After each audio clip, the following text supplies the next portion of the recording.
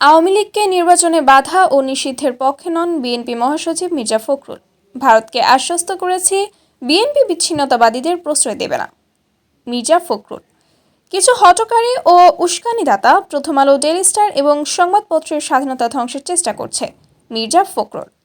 আইনজীবী সাইফুল ইসলাম আলিফকে কুপিয়ে হত্যা করেছে হিন্দুরা, এই বিষয়ে কোনো কথা বলছেন না মির্জা ফখরুল ইসলাম। তিনি বলেন, এত যে প্রাণ গেল তার ফলশ্রুতি কি এই বাংলাদেশ?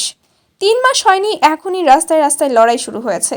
3 মাস এখনও যায়নি, একজন আরেকজনের রক্ত ঝরাচ্ছে। 3 মাসও যায়নি, এখনই পত্রিকা অফিস পুড়িয়ে দেওয়া হচ্ছে, আক্রমণ করছে।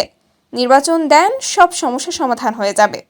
মির্জা ফখরুলের এইসব কথার জবাবে লেখক পিনাকি ভট্টাচার্য বলেন, ইসকন একজন আইনজীবীকে মেরে ফেলল, তার উচ্চারণ মির্জা ফখরুলের বক্তব্যে নাই।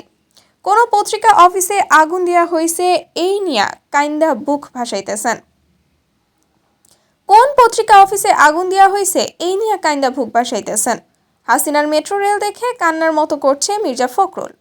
পিনাকি আরও বলেন, হাসিনা তো ক্ষমতায় যাইয়া নাটক করত, বিএনপি দেখি না যাইতেই নাটক করতেছে। কোন পত্রিকা অফিসে আগুন দেওয়া হয়েছে মির্জা ফখরুলকে জিগান্ত। কলকাতায় বাংলাদেশের পতাকা পোড়ানোর তীব্র নিন্দা বাংলাদেশের।